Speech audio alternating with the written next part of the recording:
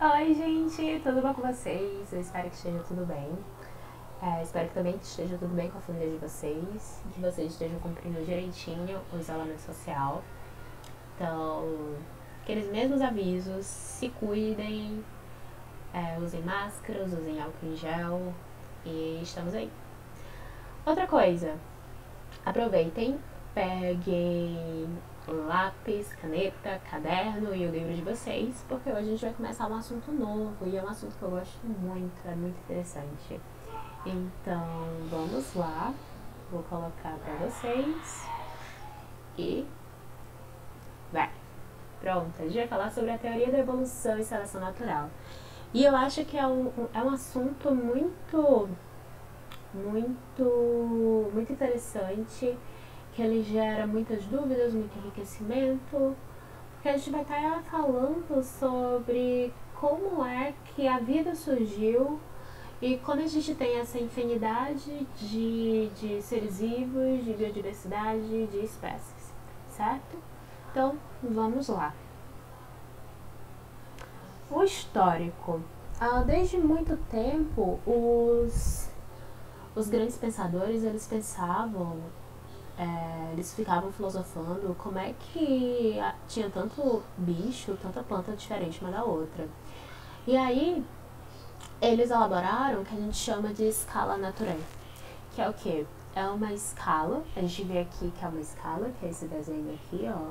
Tem vários degraus, e aqui em cima está Deus. E aí, isso era baseado na filosofia do Platão e Aristóteles, que dizia que um ser vivo evoluía, ia progredindo, ia subindo cada degrau desse, até chegar o mais próximo de Deus, que seria quem? Que seria aqui os anjos, certo?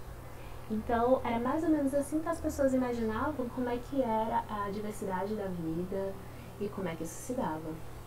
Mas aí, com o passar dos anos, lá para 1700, 1800, os naturalistas, eles começaram a pensar de outras formas que fugissem dessa ideia vinda de Platão e de Aristóteles. E aí a gente vai falar de duas correntes que falam sobre como as espécies elas evoluem. O primeiro é o lamarquismo e o segundo é o darwinismo, que é a teoria que ela é aceita e amplamente estudada hoje em dia, certo? Primeiro, aqui é a escala natural e aqui primeiro o lamarquismo. O lamarquismo é uma teoria que foi defendida pelo Jean-Baptiste de Lamarck. Lamarck, não me falha a memória, era uma cidade na França. E aí o lamarquismo ele se baseava em duas teorias, em duas leis, que era o quê? A lei do uso-desuso e a lei da transmissão de caracteres adquiridos. O que é a lei do uso e do desuso?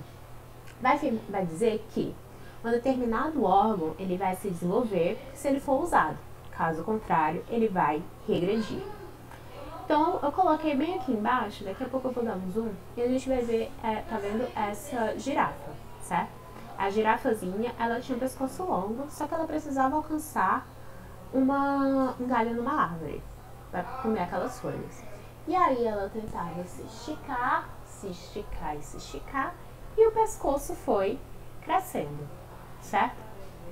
Então, por isso que as girafas têm um pescoço longo, segundo essa ideia do Lamarck da lei do uso e desuso. E a lei da transmissão dos caracteres adquiridos, que essas características adquiridas por um indivíduo, por uso e desuso, vai ser transmitido aos seus descendentes. Então, a girafinha, que ela conseguiu alongar o pescoço dela, ela vai fazer com que o seu filhote tenha um pescoço longo também. Mas isso é real? Isso realmente acontece? Vamos pensar agora não em girafas, mas vamos pensar num cara que ele é muito musculoso. Ele vai muito pra academia, ele é grandão, muitos músculos e tal. E aí ele um dia tem um filho. Como é que esse bebê vai nascer? Ele vai nascer musculoso, que nem o pai dele? Provavelmente não. Com certeza não. Então, cai por terra além da transmissão dos caracteres adquiridos, também a lei do uso e desuso. Não é assim que acontece, não é eu usando bastante um órgão que ele vai se desenvolver, ou se eu não usar muito ele vai regredir durante um tempo numa população. E nem muito menos um caractere que eu adquiri, como essa de ficar bombado, ou dessa girafa que cresceu o pescoço, que isso vai ser transmitido para os meus descendentes, para os meus filhos, certo? Então vamos continuar. Aqui está a girafinha para vocês verem, com o passar do tempo o pescoço cresceu. Essa era mais ou menos a ideia do Lamarck. E aí a gente entra no darwinismo, que apesar de ter esse nome, darwinismo, relacionado ao Charles Darwin, também foi pensada junto com outro cara, que foi o Wallace. Então, Darwin e Wallace, eles criaram juntos, conversaram e viram que pensavam a mesma coisa, então eles defenderam juntos essa teoria. Agora eu vou explicar para vocês como é que aconteceu essa história. Então, o que é que aconteceu? Darwin, ele morava bem aqui, ó, nessa região aqui da Inglaterra, certo? E aí, em 1831, ele já observava muitas coisas, ele passeava muito de jardim, ele via que as coisas elas eram muito diferentes, existiam vários tipos de borboleta. Em 1831, ele foi e viajou a bordo de um navio chamado Beagle. Esse navio, a gente consegue ver aqui a setinha, ó. Atravessou o Oceano Atlântico e chegou inclusive aqui no Brasil. Ele deu uma olhada de como era aqui no Brasil, passou no Rio de Janeiro, passou no Uruguai e deu a volta e vai chegar no canto que mais importa pra gente, que é o quê? Galápagos. Onde é Galápagos? Galápagos é uma ilha, pertence a Equador, e nessa ilha o Darwin ele passou muito tempo fazendo anotações. Ele viu que as tartarugas em Galápagos elas eram absurdamente gigantes. E ele viu que os passarinhos eles eram muito parecidos. Só que os passarinhos de lá iam se diferenciar principalmente pelo bico. E além de diversos outros animais, como iguanas, como borboletas, tudo lá em Galápagos era bem diferente. E aí ele fez as anotações dele. Então ele deu uma volta toda, passou lá na Oceania, lá na Austrália, continuou o caminho, foi até a África do Sul, voltou, deu uma passada aqui no Brasil de novo e voltou para a sua cidade, lá na Inglaterra. E aí Darwin, ele passou um bom tempo escrevendo aquilo ali, ele pensava, ele descreveu tudo que ele viu ali em Galápagos e ele chegou a determinadas conclusões. Só que ele não sabia se aquilo era certo ou errado. Até que um dia, um cara mandou umas cartas para ele. Quem era esse cara? Era o Wallace. O Wallace tinha dado uma viajada aí nos cantos, ele tinha ido principalmente ali na região da Indonésia, da Índia, da Polinésia. E ele tinha chegado às mesmas conclusões que Darwin chegou. Então, duas pessoas em cantos totalmente diferentes do mundo chegaram à mesma conclusão. Então, Darwin, talvez isso aí que eu esteja pensando esteja certo. E junto com Wallace, no dia 1º de julho de 1859, eles defenderam para uma corte de cientistas lá em Londres o que seria a evolução pela seleção natural. Posteriormente, eles publicaram o livro. No caso, o livro ele levou principalmente o nome do Darwin, porque ele escreveu o que estava aí, mas a teoria ela é compartilhada pelo Darwin e pelo Wallace. O livro foi qual? A origem das espécies através pela seleção natural, tá bom? Mas o que é essa tal de seleção natural? A seleção natural vai ser o quê? É uma força que vai compreender que aquele indivíduo melhor adaptado àquele ambiente no qual vive vai ter mais chance de sobreviver ou de repassar suas características para os seus descendentes. Então, aquele indivíduo que ele for melhor preparado, melhor adaptado àquele ambiente, ele vai conseguir sobreviver e também ele vai ter que se reproduzir para passar as características dele para os filhos dele, certo? Isso é seleção natural. Então eu preparei umas figurinhas para conseguir explicar melhor isso para vocês. Então vamos imaginar que a gente tem uma ilha. E essa ilha tem esses passarinhos aqui, ó. Esses passarinhos laranja, que tem esse bicozinho meio fino. E aí nessa ilha apareceu 3 passarinhos que eles eram meio diferentes. Esse primeiro aqui era um passarinho meio desajeitado. Ele era meio desengonçado. Tinha um pescoço meio longo. Ele não era muito parecido com os outros. O outro passarinho era um passarinho que ele tinha uma armadura muito rígida.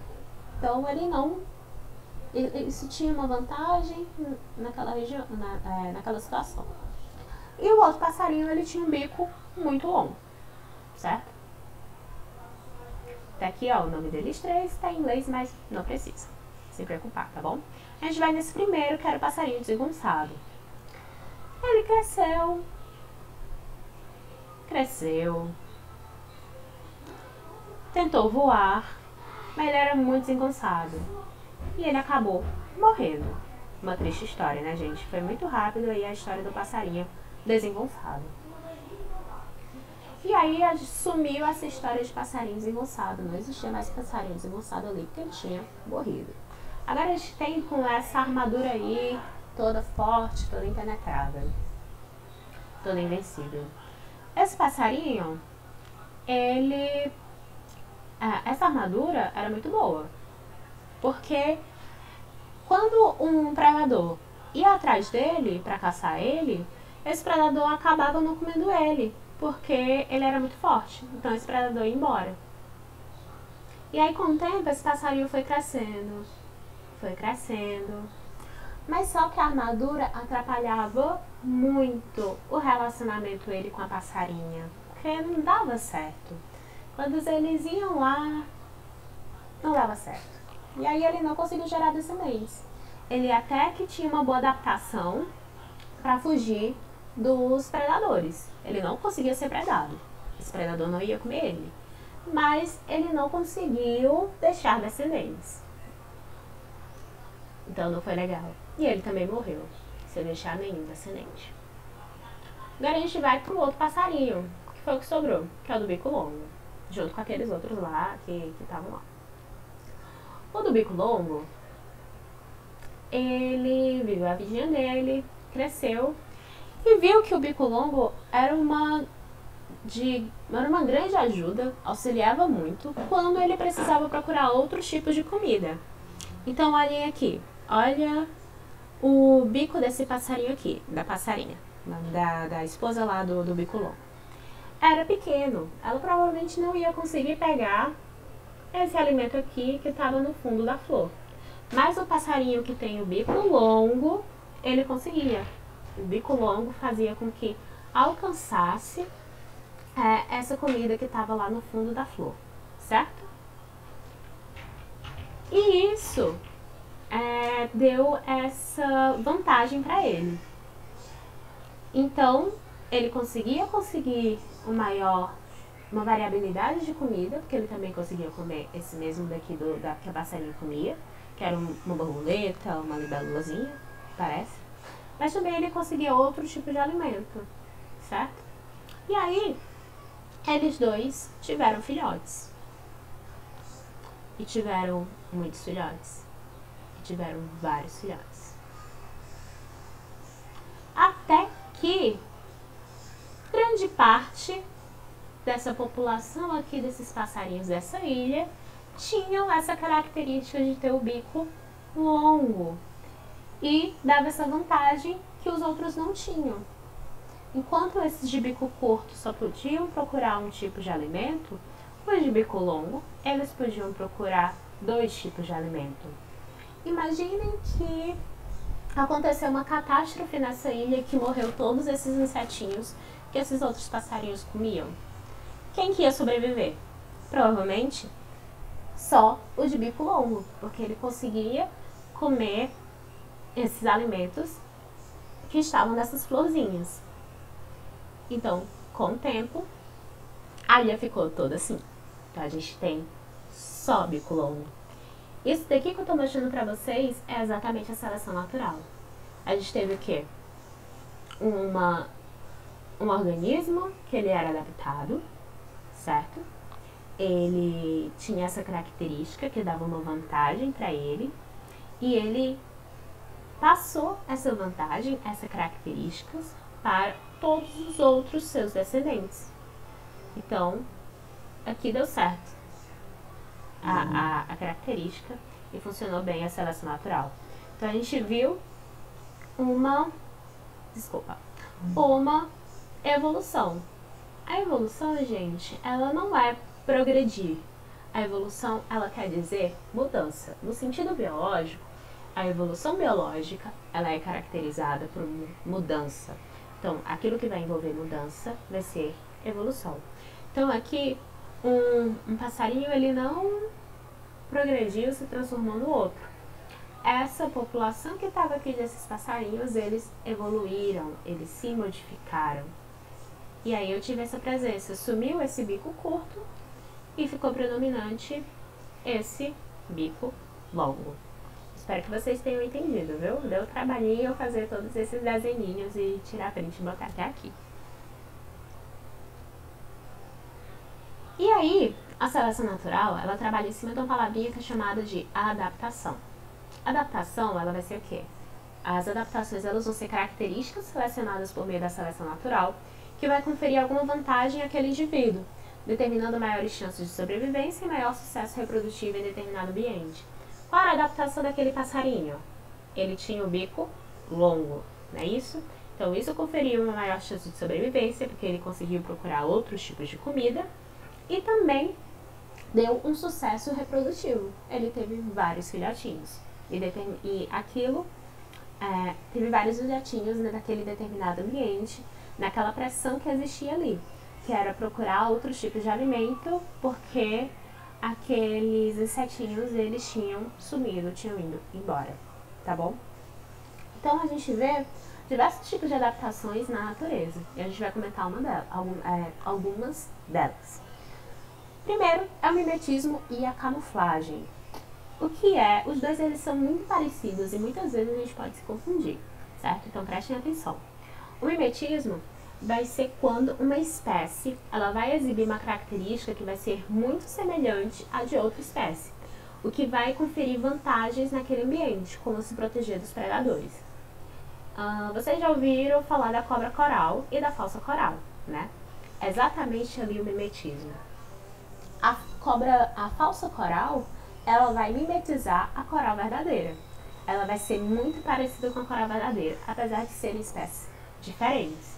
Mas ela vai ser muito parecida, ela vai imitar a coral verdadeira para que ela tenha proteção desses predadores, certo? Para que tenha não, permite que ela tenha proteção aos predadores.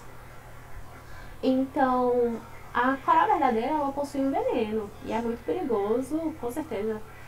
Os predadores, eles têm noção do quão aquele animal ele vai ser perigoso e vai ver se vai valer a pena ou não predar aquele animal, que ele pode ser muito bem atacado.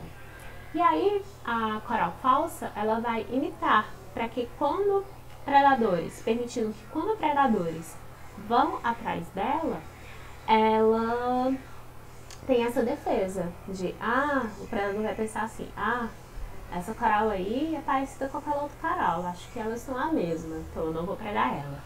É mais ou menos assim que funciona, tá bom, gente? Eu tô só falando desse jeito para que fique mais fácil de explicar para vocês, certo? E a camuflagem, ela vai ser o quê? Vai ser quando uma espécie, ela vai ser capaz de imitar o aspecto daquele ambiente, a cor daquele ambiente, a textura daquele ambiente, fazendo com que não seja notado pelos predadores ou até mesmo pelas presas, no caso, se ele mesmo for um predador. Tenho aqui dois exemplos, um de mimetismo e outro de camuflagem para vocês. Essa daqui é de mimetismo. Por quê? Eu tenho duas borboletas, que elas são de espécies diferentes. Essa borboleta aqui, a Monarch, ela tem um gosto que não é muito bom na boca dos predadores. É muito palatável. E aí, com o decorrer da evolução, da seleção natural, essa outra borboleta aqui, que a gente chama de Viceroy, ela se tornou muito parecida com essa outra borboleta, com a Monarch. Por quê? Porque foi selecionada essa característica de que aquelas que eram parecidas com a Monarch, elas não eram predadas, porque os predadores lembravam de que elas não tinham um gosto muito bom. Então, essa característica prevaleceu e permaneceu naquela população. Então, é que nem como o do bico longo, que todo mundo na ilha ficou com bico longo. Nessa espécie aqui, todo mundo ficou parecido com essa daqui, certo? E aqui a gente tem um exemplo de camuflagem, gente. E aqui é uma larvinha de mariposa, que ela se parece muito com o galho de uma árvore, né? A gente também tem outros exemplos de camuflagem, como polvos que imitam o ambiente que eles estão. Eu vou até colocar na seção de links um vídeo muito legal que tem um polvo imitando, ele dá a sensação de que está imitando até a textura do fundo do oceano que ele tá, e também da cor, certo? Outra coisa, os camaleões, também é um exemplo de camuflagem, tá bom? Aqui a gente tem exemplos de adaptações de animais a determinadas condições ambientais. Essa daqui é uma raposa, a raposa do deserto, e ela é chamada de feneco. A feneco, ela faz o quê? Ela vive no deserto, que é muito quente. Muito quente, muito quente, muito quente. E aí, ela é mamífero que nem nós, né? Que nem a gente. E corre o risco de ela perder muita água quando está em esses ambientes muito quentes. O que é que ela faz? Ela vai se esconder nesses buraquinhos, nessas tocas, durante todo o período do dia. E ela vai sair para caçar apenas à noite, quando a temperatura vai estar mais amena, vai estar mais baixa, e não vai ter perigo dela perder tanta água para o meio ambiente, pelo suor, certo? Então, é uma adaptação comportamental para ela. Esse comportamento de se esconder numa toca e apenas caçar à noite, evitando com que perdesse a água para o sol durante o dia. A gente também tem exemplos de adaptações de animais a ambientes frios. No caso do urso polar, eles fazem uma reserva, uma camada de gordura para conseguir, permitindo com que eles consigam sobreviver ao frio. Por quê? Porque a gordura é um isolante térmico. A gente vai aprender isso mais à frente. Mas que muitos animais, quando eles vivem em ambientes frios, eles guardam uma boa camada de gordura. Então existe uma grande camada de gordura aqui no corpo dele, fazendo com que eles sejam isolados termicamente. Então eles não vão sentir tanto esse frio que está no ambiente externo. Outro exemplo aqui é que alguns mamíferos pequenininhos, eles fazem a hibernação. O que é a hibernação? Uma coisa, a gente aprende nos desenhos animados que os ursos também fazem hibernação. Só que a hibernação que os ursos fazem não é exatamente uma hibernação, e sim a gente vai ver que se chama processo de estivação. Elas são bem parecidas, mas é que o processo de hibernação é quando esse mamífero ele vai baixar totalmente as taxas do metabolismo dele, fazendo com que ele precisa de menos energia para conseguir sobreviver. O que é que acontece? Quando está muito frio, muito frio, muito frio, não sei se vocês já passaram por isso, mas quando está muito frio, a gente precisa de mais comida para conseguir manter a nossa temperatura. Então, quando está muito frio, a gente tende a comer mais. O inverno, em regiões temperadas, a culinária do inverno são culinárias ricas em gordura, porque precisamos de mais energia para manter nossa temperatura. Então, os ursos, eles não conseguem baixar exatamente o metabolismo deles para que fique totalmente quase zero. Eles têm picos desse metabolismo, então a gente chama de estivação. Então, os ursos não vão hibernar. Mas esses outros animais pequenininhos, como roedores, como os esquilos, eles vão fazer a hibernação mesmo. Então, Esses animais eles vão acumular uma grande quantidade de comida antes do período de hibernação, antes de iniciar aquele inverno, antes de ter a queda das temperaturas, e o metabolismo dele vai baixar e ele vai sobreviver com aquela reserva energética que ele fez durante todo o período do inverno. O que é essa reserva energética? Ele não comeu bastante? Quando a gente come muito, o que é que acontece? A gente engorda, a gente vai ter mais gordura. Então, durante a hibernação, esse animalzinho ele vai consumir essas camadas de gordura que vai estar dentro do corpo dele, certo? E outra adaptação muito interessante também são o que acontece nas baleias jubarte. As baleias jubartes são baleias que elas são migratórias. Elas viajam praticamente o mundo inteiro. Elas vão desde o Canadá até a Antártida, atrás de comida, de temperatura melhor, de temperatura mais agradável e de condições melhores para ter os seus filhotes. Então as jubartes, elas passam por esse processo migratório. Quando está mais frio numa região, ela vai para outra que está mais quente, porque na região mais quente ela vai ter uma probabilidade maior de encontrar alimento e não vai gastar tanta energia assim para manter a temperatura do corpo dela ok.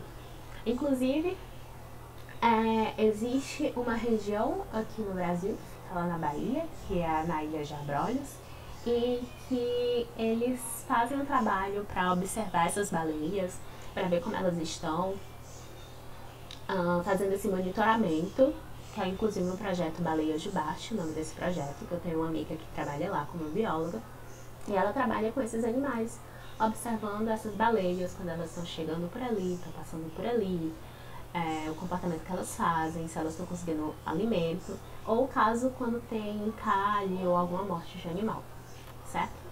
Vamos passar para outra parte. E por último, a gente tem as adaptações das plantas aos ambientes, às temperaturas mais extremas. Aqui eu coloquei para vocês um cacto, né? Um cacto. O cacto ocorre em que regiões? Nas regiões semiáridas, aqui na Caatinga, por exemplo. Como é que é na Caatinga? É uma região que vai ser muito quente. Então vai ter um período do ano em que vai ser um período do ano muito longo e seco, certo? Então eu vou ter menos água. Então quais são as adaptações dessas plantas? O que é o espinho do cacto? É uma modificação da folha daquela planta. Aquela folha meio que ela se enrolou, perdeu essa lâmina maior da folha e ficou comprida, certo? O que é que isso tem a ver? As plantas, elas também podem correr o risco de perder água a partir da evapotranspiração, certo? Então elas podem perder água através das folhas. Existem certas estruturas na folha que a gente chama, na verdade não vem ao caso, em que a água ela pode evaporar e sair dali, certo? E aí ela sai dali e acaba indo para o ambiente e ela acaba perdendo essa água. Então, quando os cactos eles têm essas folhas adaptadas formando os espinhos, eu não vou ter uma grande superfície para que eles percam água para o meio ambiente, certo? A gente tem outros exemplos, aqui no caso de temperaturas mais frias. As árvores de regiões temperadas, a floresta temperada, elas perdem as folhas no outono, porque no inverno vai ocorrer a mesma coisa que ocorre lá na Caatinga. Não fica quente, mas o inverno ele vai ser seco, certo? O inverno ele vai ser frio e seco. Então ela vai perder essas folhas, evitando que elas percam água através das folhas para o ambiente. Então se já está seco, não é bom que você fique perdendo água, tá bom? E por último a gente tem aqui o exemplo dos pinheiros que ocorrem nas florestas das coníferas, certo? Os pinheiros eles têm esse formato assim, em cone. Esse formato permite o quê? Permite com que a neve ela acabe caindo nessa direção, não ficando acumulada em determinados locais e acontecendo acidentes como um galho se quebrar, uma estrutura se partir. Então, esse formato do cone vai impedir que a neve se acumule muito ao ponto de quebrar alguma parte dessa árvore, tá bom? Então, é isso, gente. A gente fica por aqui. Eu vou passar uma tarefa para vocês, então deem uma olhada na agenda, por favor. E eu espero que vocês tenham gostado da aula. Eu adoro esse tema, é muito legal. É isso. Beijo e até depois. Tchau!